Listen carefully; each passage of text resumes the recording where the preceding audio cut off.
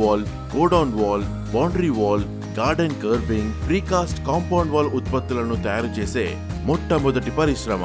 మంచి నాణ్యత గల ముడి పదార్థం అద్భుతమైన ఉత్పత్తి నాణ్యతను నిర్ధారిస్తుంది. కాబట్టి మేము దానిపై రాజీపడము. మా వద్దకు తెచ్చే ఇసుక నాణ్యతగా లేకున్నా దాన్ని అంగీకరించము. ముడి సరుకు నాణ్యతను తనిఖీ చేయడానికి మేము నిపుణుల బృందం మరియు ఆధునిక పరీక్ష సౌకర్యాలతో కూడిన సుసంపన్నమైన ల్యాబ్ ని కలిగి ఉన్నాము. మేము వాస్తవానికి ఇక్కడ ప్రీకాస్ట్ ని కాదు, ప్రీ స్ట్రెస్ ని తయారు చేస్తాము. దీనికోసం మేము హై టెన్సైల్ వైర్ అంటే HT వైర్ ని ఉపయోగిస్తాము. దీని యొక్క ఒత్తిడిని భరించే సామర్థ్యం మార్కెట్లో ప్రబలంగా ఉన్న HB వైర్ కంటే ఎక్కువగా ఉంటుంది. ఈ విధంగా మేము మా ఉత్పత్తిని మాత్రమే కాకుండా నమ్మకాన్ని కూడా బలోపేతం చేస్తాము. తిరుపతి ప్రీ స్ట్రెస్ సాధారణ ఇటుక మోటార్ గోడ కంటే మెరుగైన ఎంపిక. దీని బలం సాధారణ గోడ కంటే ఎక్కువ. దీని నిర్మాణానికి చాలా తక్కువ సమయం మరియు డబ్బు పడుతుంది. దీని సరిహద్దు గోడ కూడా మన్నికైనది. నిర్మాణ నాణ్యతను నిర్ధారించడంతో పాటు సమాజం పట్ల మా విధులను కూడా నిర్వహిస్తున్నాము. మా పరిశ్రమలో పనిచేసే కార్మికులు తెలంగాణకు చెందినవారు. వారిలో ఎక్కువ మంది పరిశ్రమ పరిసర గ్రామాల నివాసితులు. మేము వ్యాపారం చేసే చోట ప్రయోజనం చేకూర్చాలని లక్ష్యంగా పెట్టుకున్నాము. ప్రీకాస్టుల తయారీ నుండి రవాణా మరియు సంస్థాపన వరకు మేము వందలాది మందికి ఉపాధి కల్పించాము. తిరుపతి ప్రీకాస్ట్, ట్రస్ట్, లెగసీ ఎప్పటికీ.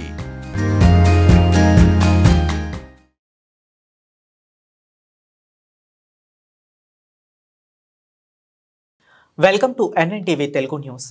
కోరుకొండ వాడు వీడు అంటూ నోటికొచ్చినట్లు మాట్లాడుతున్న ఎమ్మెల్యే బత్తుల బలరామకృష్ణ నిజ స్వరూపం వెలుగు చూస్తుందని వైఎస్ఆర్ కాంగ్రెస్ పార్టీ రాష్ట్ర యువజన విభాగ అధ్యక్షులు మాజీ ఎమ్మెల్యే జక్కంపూడి రాజా ఎద్దేవా చేశారు. మంగళవారం కోరుకొండలో వైఎస్ఆర్ కాంగ్రెస్ పార్టీ నాయకులతో కలిసి ఆయన మీడియా సమావేశంలో మాట్లాడారు. ఈ సందర్భంగా ఆయన మాట్లాడుతూ థర్డ్ క్లాస్ ఫెలోస్ రాజకీయాల్లోకి వస్తే ఎలా ఉంటుందో బత్తుల మాటలే తెలియజేస్తున్నామన్నారు. కార్మికుల గురించి మాట్లాడే అర్హత బత్తులకు లేదని, మ్యాన్ పవర్ సర్వీస్లో ఎంతో మంది కార్మికులకు PF, ESI జీతాలు ఎగ్గొట్టిన సందర్భాలు ఉన్నాయని, లేబర్ కోర్టులో కూడా అనేక కేసులు ఉన్న వ్యక్తి కార్మికుల కోసం మాట్లాడటం అర్థం లేదన్నారు. ఈ మనిషి ఒక క్యారెక్టర్ లేదు, ఏ రకమైన క్రైటీరియా లేదు. ఒకే ఒక్క కారణం, ఇతని దగ్గర డబ్బులు ఉన్నాయి, 4 రూపాయలు ఖర్చు పెడతాడు అని చెప్పి నమ్మి అతని వెనకాల మేము కూడా ప్రయాణం చేసాం. సరే, ఎలక్షన్లకు ముందు ఓ 400-500 మందికి 5,000 రూపాయలు చొప్పున ఎక్కడైనా ఏదైనా జరిగింది అని అంటే ఇచ్చినట్టుగా పిక్చర్ ఇచ్చేవాడు. 5,000 చొప్పున బహుశా ఒక 500 మంది చూస్తే 5 లక్షలు ఖర్చు అయి ఉంటుంది. ఇవాళ నాకు 70 కోట్లు ఖర్చు అయింది, నా సంగతి ఏంటి అని చెప్పి అందరినీ అడుగుతూ ఉన్నాడని చెప్పి చెప్తా ఉన్నాను. జనసేన పార్టీలో కొంతమంది నాయకులు అయితే ఒక అడుగు ముందుకేసి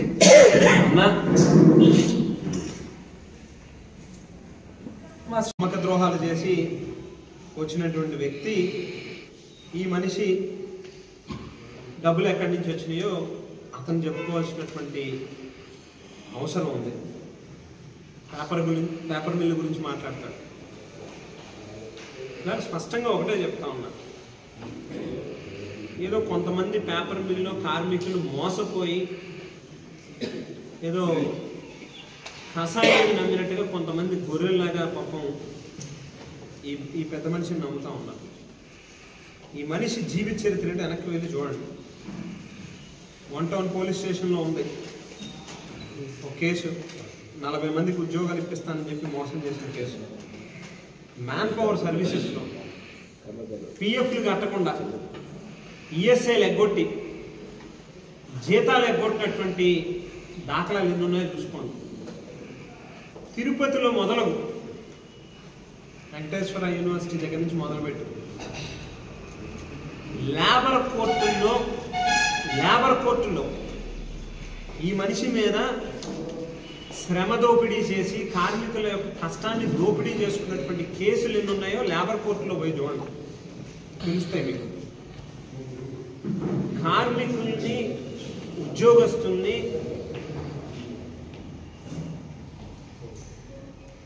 మోసం చేసినటువంటి ఒక మోసగాన్ని ఇవాళ మనం చూస్తా ఉన్నాం. జయకృష్ణ అనేటువంటి మేనేజ్మెంట్ తాలూకు మనిషి దగ్గరికి వెళ్ళి బేరం మాట్లాడుకుంటాడు. ఈ గొడవను చక్కబెట్టడానికి నేను ఒక చిన్న పిక్చరింగ్ ఇస్తా, నాకు ఎంత ఇస్తాను అని చెప్పి. కార్మికుల గురించి ఏం తెలుసా నీకు? మా ప్రస్థానం మొత్తం వెనక్కి తిరిగి చూస్తే ప్రతి అడుగులో కార్మికులు ఉంటారు. ప్రతిపక్షంలో ఉన్నామా అధికారంలో ఉన్నామా అనేది ఏ రోజు చూడలే. కార్మికుల పక్షాన్ని నిలబడ్డాం. ప్రధానమైనటువంటి కారణం ఏంటి అని అంటే, ఏదో సామెత చెప్పినట్టుగా ఉన్నమాట అంటే ఉలిక్కి పడతారట. బహుశా ఒక 2-3 రోజుల క్రితం ఏదైతే సంక్రాంతి పండగ సందర్భంగా మన నియోజకవర్గంలో జరిగినటువంటి దోపిడీని మాట్లాడుతూ పెట్టినటువంటి పత్రికా సమావేశం చూసి పాపం మా పార్టీ పేరు మీద ఎంపీటీసీగా గెలుపొందినటువంటి వ్యక్తి తాలూకా భర్త, ఆయనకు పాపం మనిషికి వచ్చినంత కోపం వస్తా ఉంది. సడన్గా పాపం ఆయన హావభావాలు అవన్నీ చూస్తే అసలు రాజకీయాలలోకి ఒక 3rd గ్రేడ్ ఫెలో, ఒక 3rd క్లాస్ ఫెలో రాజకీయాల్లోకి వస్తే ఏ మాదిరిగా బిహేవ్ చేస్తారు, ఏ మాదిరిగా ఉంటారు అనేటువంటిది ఇతన్నే ఒక ఉదాహరణగా మనం చెప్పుకోవచ్చు. అతని మాట తీరు చూస్తూ ఉంటే వాడు వీడు, ఇంకా ఏదో సినిమాలో హోల్ అంటే హోల్ కాదు బొక్క అంటారట. అలాగా ఆ భాష చూస్తే ఇటువంటి 3rd గ్రేడ్ ఫెలో రాజకీయాల్లోకి వచ్చాడా అని చెప్పి ఎవరికి వాళ్ళు ముక్కులు వేలేసుకునే పరిస్థితి. అయితే 8 నెలలు గడిచేసరికే మెల్లమెల్లగా ఒరిజినాలిటీ బయటకు వస్తా ఉంది. రోజు రోజుకి అతని వాస్తవ రూపం ఏంటి అనేటువంటిది బయటకు వస్తా ఉంది. అధికార మదంతో ఏం మాట్లాడుతున్నామో తెలియకుండా నోటికి వచ్చినట్టుగా మాట్లాడుతున్నటువంటి మాట తీరు చూసి ఇవాళ ప్రజలు ఇటువంటి వ్యక్తిన మనం ఓటేసింది అని చెప్పి లెంపలేసుకుంటా ఉన్నటువంటి పరిస్థితి కనిపిస్తా ఉంది. ఇవాళ ఎన్నికల్లో రాజకీయాలలో గెలుపు ఓటములు అనేటువంటివి సహజం.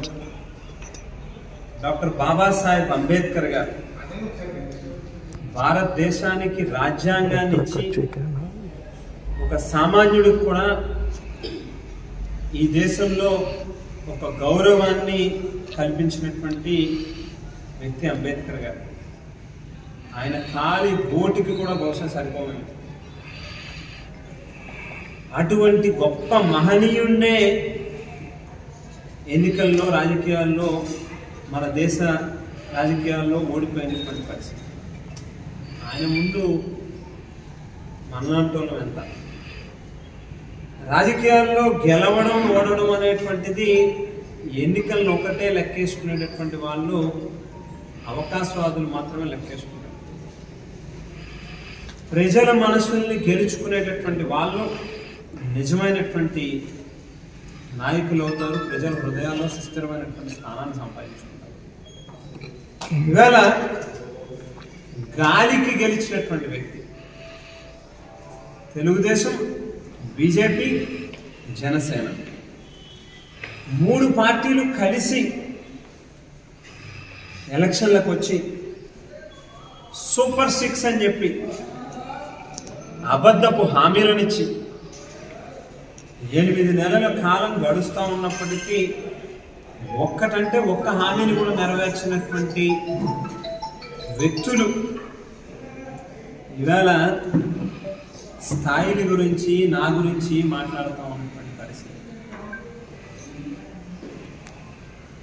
2,13,000 ఓటర్లు నన్ను తిరస్కరించారట. బహుశా బుర్రుండి మాట్లాడుతూ ఉన్నాడో లేదో ఈ మనిషి. 72-73,000 మంది పైచులక ఓట్లు నాకు వచ్చినాయి. ఇవాళ ఒక్కసారి రాష్ట్రం మొత్తం మీద ఎన్నికల ప్రక్రియని గమనిస్తే, ప్రత్యేకించి జనసేన పార్టీకి సంబంధించినటువంటి అభ్యర్థులు 21 స్థానాల్లో ఎక్కడైతే పోటీ చేశారో వాటిని గమనిస్తే 21 స్థానాల్లో హైయెస్ట్ మెజారిటీ నుంచి కిందకి చూసుకుంటూ వస్తే ఈ మనిషికి 18వ స్థానం వచ్చింది. మెజారిటీలలో 18వ స్థానంలో ఉన్నాడు ఈ మనిషి. ఈ పక్క రాజమండ్రి సిటీకి వెళ్తే ఇదే కూటమి అభ్యర్థుల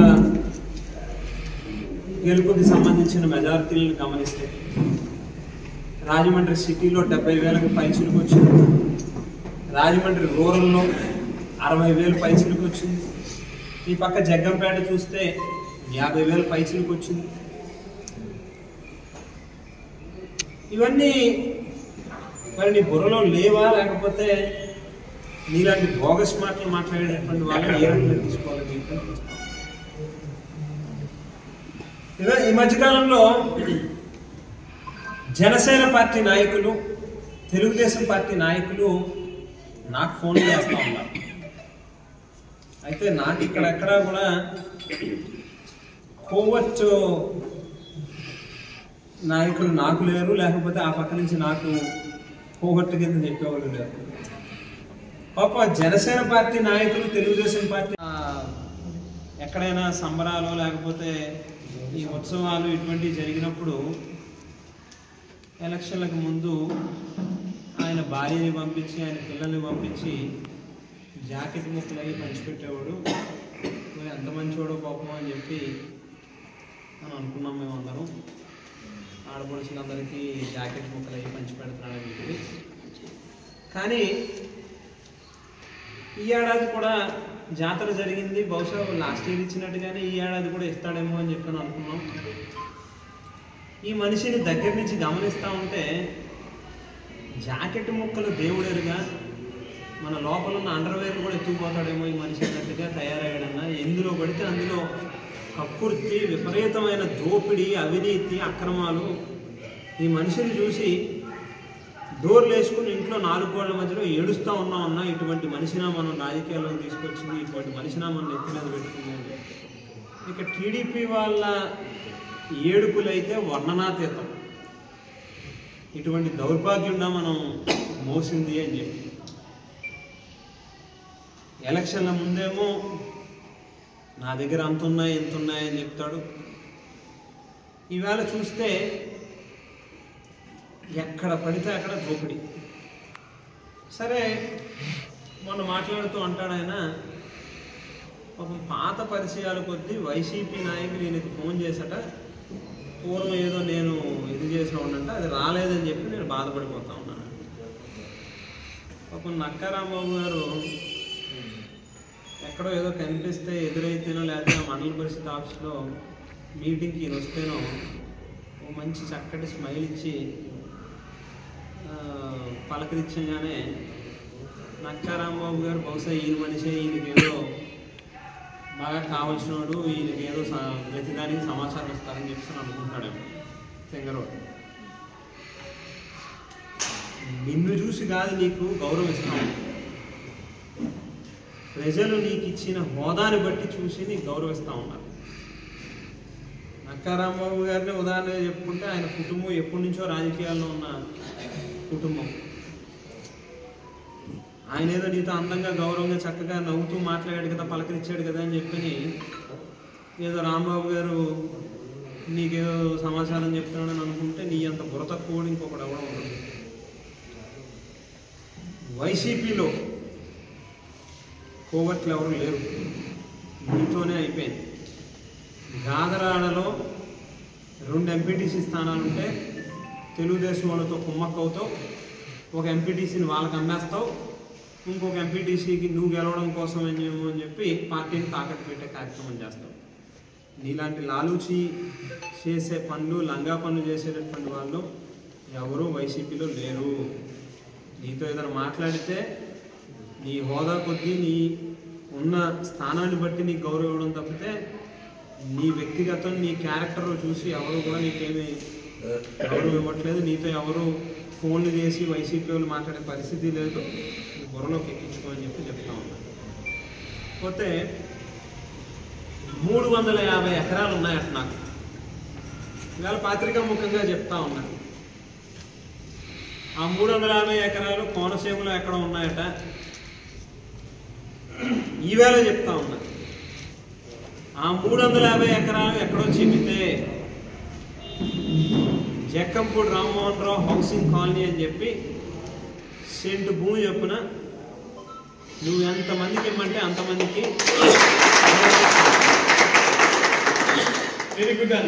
నీకు ఎక్కడ కావాల్సిందో అక్కడ చూపించి నాకు ఆ సర్వే నెంబర్లు ఏంటో, లేకపోతే ఎక్కడ ఏ ఊరిలో ఆ భూములు ఉన్నాయో చూపించి, నీకంటే ఏదైనా కాస్త కోస్త సిగ్గంటూ ఏడిస్తే ఆ 350 ఎకరం ఎక్కడుందో 80 ఎకరం ఎక్కడుందో చూపించు.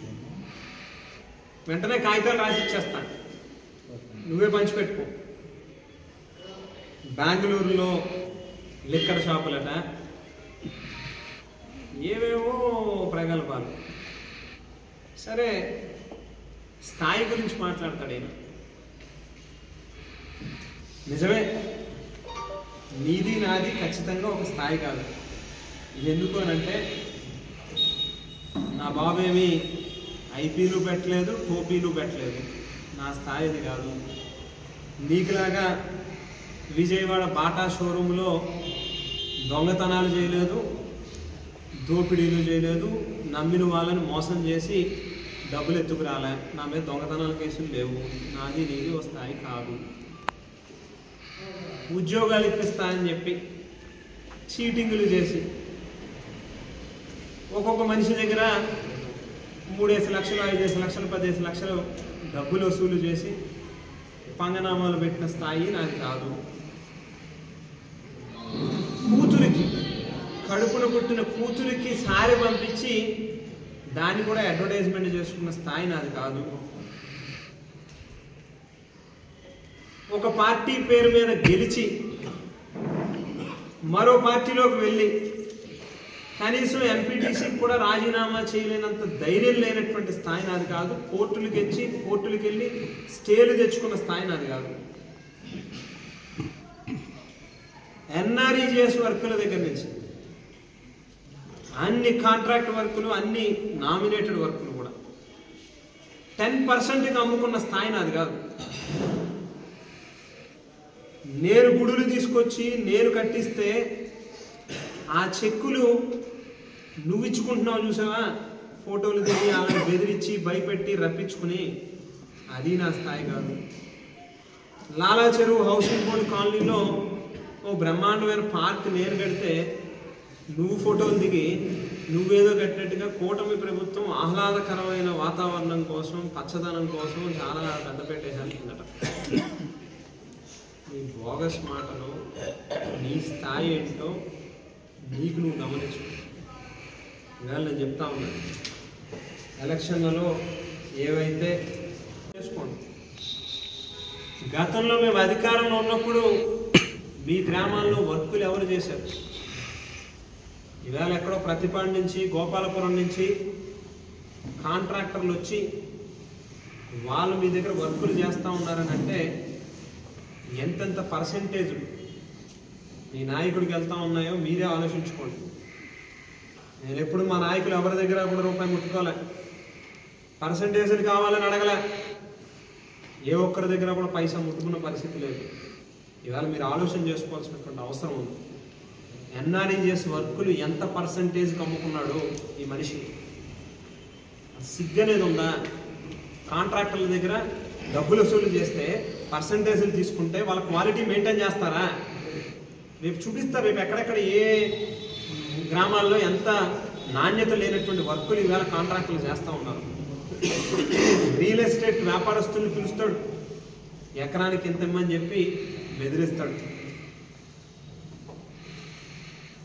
ఆదికవి నన్నయ్య విశ్వవిద్యాలయాన్ని కూడా టార్గెట్ పెడతాడు. ఆఖరికి ఆ వీసీని బెదిరిస్తాడు, రిజిస్ట్రార్ని బెదిరిస్తాడు, అందరిని బెదిరించి ఆదికవి నన్నయ్య యూనివర్సిటీ నుంచి నెలకి 25 లక్షల రూపాయలు కావాలి అని చెప్పి వాళ్ళ మీద ఒత్తిడి తీసుకొచ్చే ప్రయత్నం అని అంటే ఎంత కర్మ ఇవ్వాల అని చెప్పి ఆలోచన చేయండి అని చెప్పిపోతాం. ఎప్పుడూ లేనటువంటి కొత్త సంస్కృతులు, నేడు బ్యాచ్లు, రికార్డెడ్ కేసులు ఉన్నాయి, ఎఫ్ఐఆర్ నెంబర్లు, క్రైమ్ నెంబర్లతో సహా ఇస్తా. పేకాట క్లబ్బులు, గ్రామానికి ఒక్కొక్క పేకాట క్లబ్ నడుస్తూ ఉంది.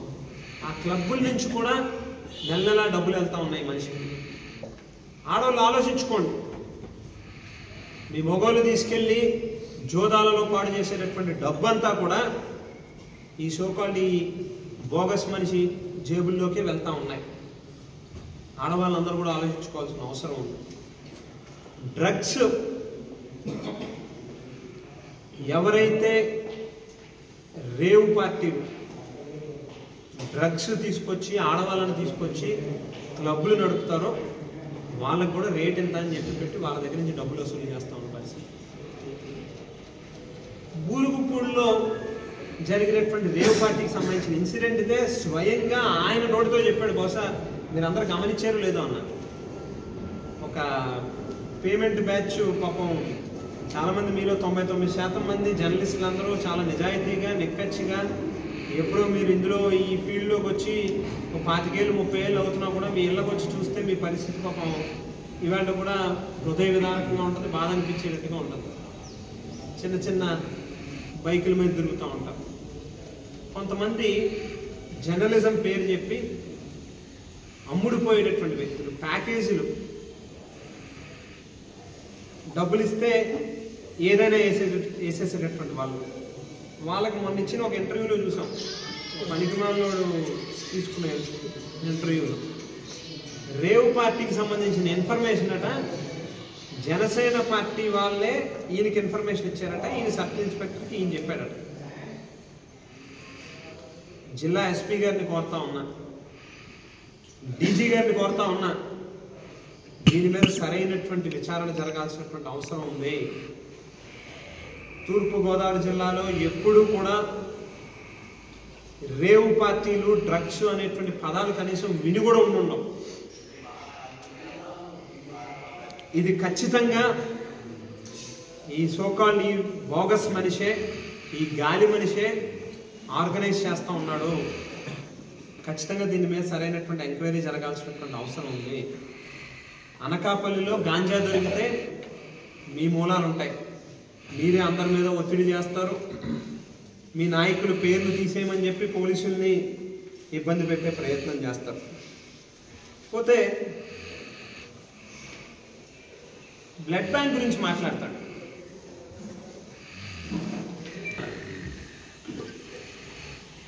పోయి మీ పార్టీ నాయకుడు ఉన్నాడు కదా పవన్ కళ్యాణ్ గారు, ఆయన అన్నగారిని వెళ్ళి అడుగు, మెగాస్టార్ చిరంజీవి గారు బ్లడ్ బ్యాంక్ అంటే ఏంటన్నా అని చెప్పి ఆయన చెప్తాడు. ఏందో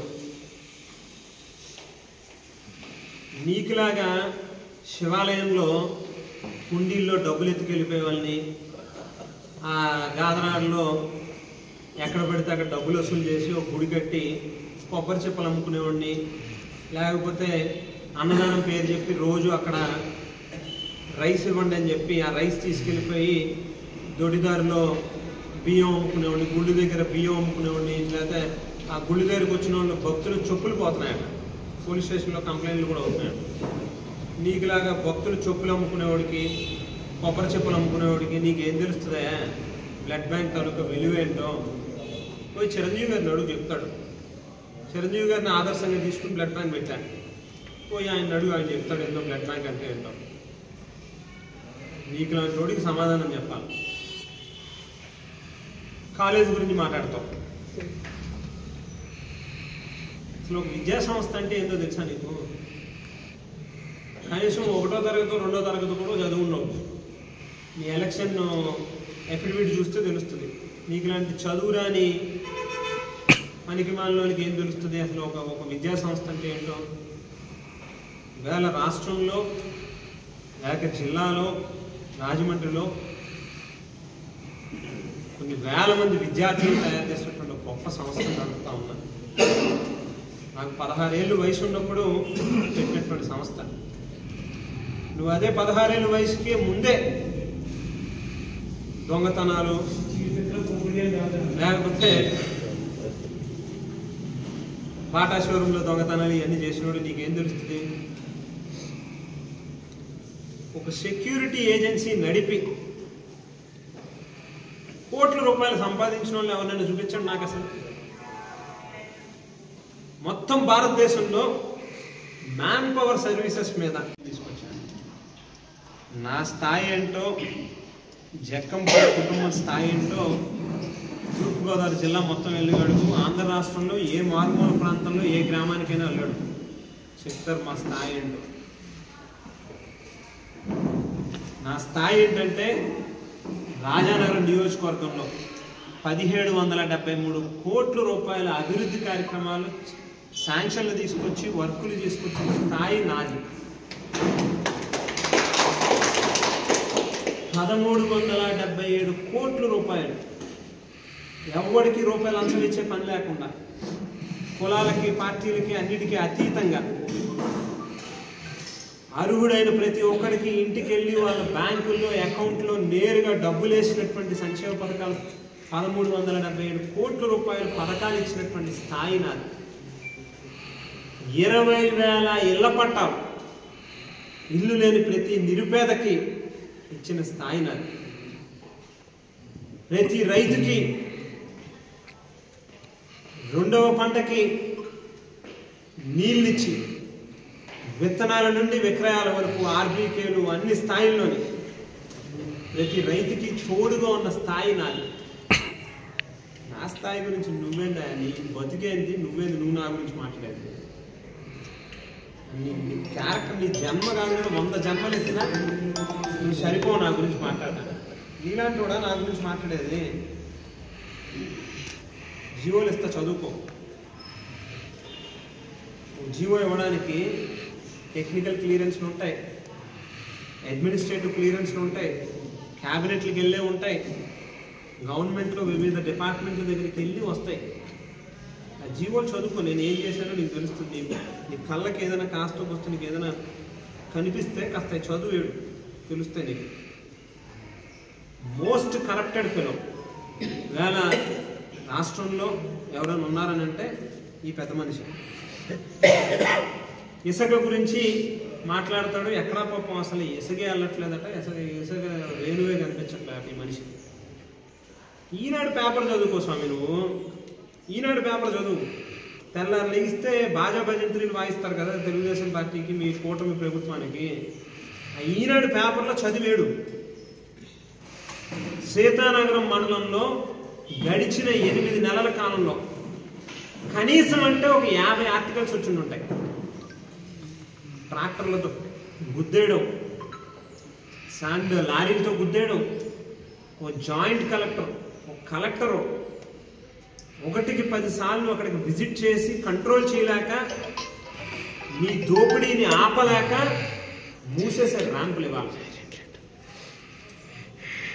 నువ్వు చెప్పుకునేది అక్కడి నుంచి శాండ్ తీయట్లేదు అని చెప్పి. నువ్వు కాదు, నీ బినామీ కంపెనీల పేర్ల మీద వేసి టెండర్లు తీసుకుని అధిక ధరలకి నువ్వు అమ్ముతుంటే జాయింట్ కలెక్టర్ అక్కడికి వచ్చి నేరుగా ఆపేరు. ఆ వీడియోలు కూడా ఉన్నాయి రికార్డెడ్. ఒకసారి మీరు కూడా అందరూ చూసుంటారు. ఈనాడు పేపర్లో చదవడం చాలు, వేరేది అవసరం లేదు. ఈనాడు అనేది వాళ్ళకి ఒక ఏమంటారు, వాళ్ళ సొంత గవర్నమెంట్ జీవో లాంటిది వాళ్ళకి. అందులో చదివితే తెలుస్తుంది ఎన్ని ఆర్టికల్స్ వచ్చినాయో. మట్టి, రాఘవాపురం, లేకపోతే కలవచర్ల స్పాయిల్ బ్యాంకు, భూపాలపట్నం దగ్గర రెడ్ హ్యాండెడ్గా పట్టుకున్నాం. లెక్కరు చిన్నకొండపూడిలో చూసాం మనం. తెలుగుదేశం వాళ్ళు జనసేన వాళ్ళు కొట్టుకుంటున్న వీడియో. ప్రతి ఒక్కరిని పిలిచి బెదిరించి భయపెట్టి టెండర్లు వేస్తే కుదరదు అని చెప్పి బెదిరిస్తే చాలామంది టెండర్లు వేయలే. ఇవాళ లిక్కర్ షాపులు చూస్తే సీతానగరంలో 2, కోరుకొండలో 4, రాజానగరంలో సుమారుగా 7 ఉన్నాయి. 7, 4, 11, 2, 13 లిక్కర్ షాపులు మనం గమనిస్తే దాదాపుగా మొత్తం 11, 12 దాకా టీడీపీ జనసేన వల్లే ఉన్నారు. కాండ్రు శేఖర్ గారు ఎవరు, లేకపోతే ముల్లపూడి బాపిరాజు గారు ఎవరు, పెందుర్తి రాజా ఎవరు, దొడ్డ స్వామి ఎవరు, లేక మారిని రాము ఎవరు, మేక రమేష్ ఎవరు, కోనా సాయి ఎవరు, గల్లా రంగా మీ సర్పంచు, లోవరాజు మీ Bhupalapatnam sarpanch, Vanka Mallibabu Telugu Desam party vice MPP, దివాంచరు ఎవరు వీళ్ళందరూ? 6 షాపులు వైసీపీకి వచ్చినాయా? ఎక్కడ వచ్చినాయో చెప్పిన ఆయన.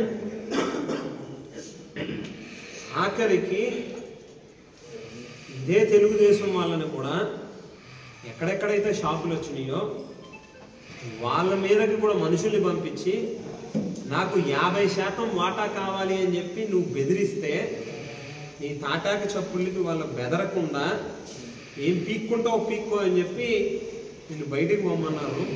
ఆ విషయం నీకు కూడా తెలుసు. అయినా కూడా ఫైనల్గా వాటాలు ఇవ్వని కారణంగా నెలకి షాపు కింద అని చెప్పి పెట్టి ప్రతి నెల కూడా డబ్బులు దందాలు వసూలు చేసుకుంటా ఉన్నటువంటి బతుకు నీది. నీలాంటి కూడా నా గురించి మాట్లాడేది.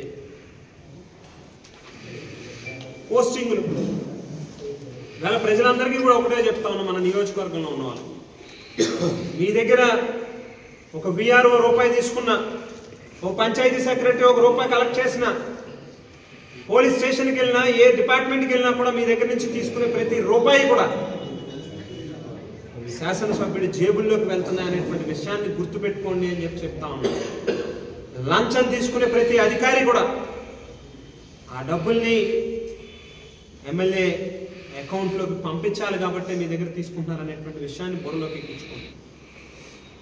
విఆర్ఓ దగ్గర నుంచి ఎంఆర్ఓ వరకు, సెక్రటరీ నుంచి ఎండిఓ వరకు, హోంగార్డ్ దగ్గర నుంచి సర్కిల్ ఇన్స్పెక్టర్ వరకు ప్రతి పోస్టింగ్కి కూడా రేట్ కార్డు పెట్టి, తారీఫ్ పెట్టి డబ్బులు వసూలు చేసి రోడ్డెక్కి పేపర్ మిల్ యాజమాన్యాన్ని నిలదీశారు. నిరాహార దీక్ష కూడా చేశారు. అందులో ఆత్మహత్య చేసుకున్న ఒక కార్మికుడికి కూడా తోడుగా నిలబడ్డ, ఆర్థికంగా సాయాన్ని అందించే కార్యక్రమం కూడా చేశారు. ఏదో పళ్ళుతోమేమా, ఏదో అప్పుడు ఏం చేసామని చెప్పని అడుగుతున్నాడు. నిన్న మొన్న రాజకీయాల్లోకి వచ్చినట్టు బాగా బచ్చాగాడు నా ముందు.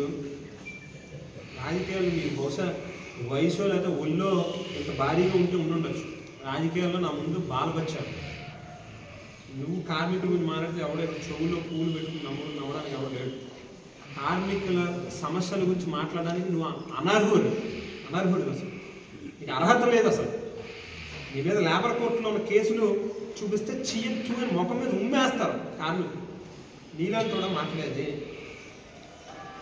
వేళ ఫైనల్గా నీకు ఒకటే చెప్తాం, నీలాంటి 3rd గ్రేడ్ ఫెలోకి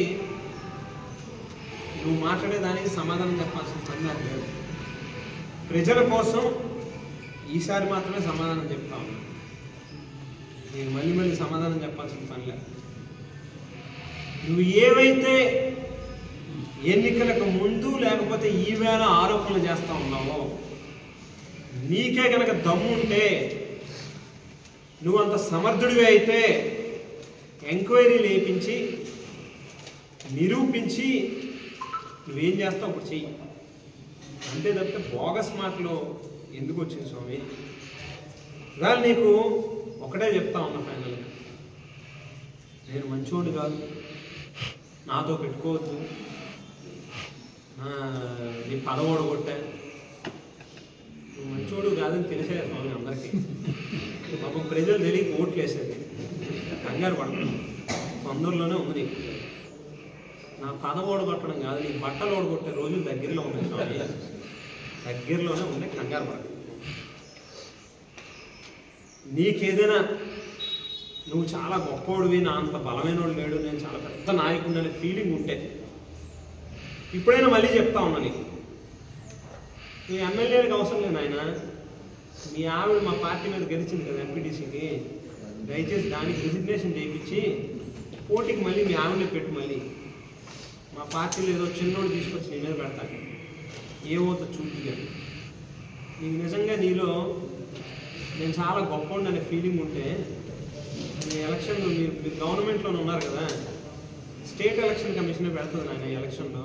హైకోర్టులో నువ్వు తెచ్చుకున్న స్టే ఎత్తిచ్చేసుకుని నీ కేసు వెనక్కి తీసేసుకుని మా వైసీపీ పార్టీ మీద గెలిచిన ఎంపీటీసీకి రిజిగ్నేషన్ చేసి మళ్ళీ ఒక్కసారి జనసేన పార్టీ మీద నీ ఆమెను పెట్టి పోటీ చేయను. నేను ఏదో చిన్నోడిని పెడతాను నీ మీద, ఏమవుతుందో చూద్దు. కానీ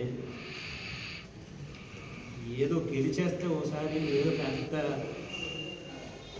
పోటీగాడివని కాదు, నిన్ను చూసేం కాదు, గాలిలో వచ్చినోడు, గాలిలోనే పోతాం. నేను మంచివాడిని కాదు, నేనేదో పెద్ద నా బొచ్చుగాని బేకాలను, నా బొచ్చు బేకాలను,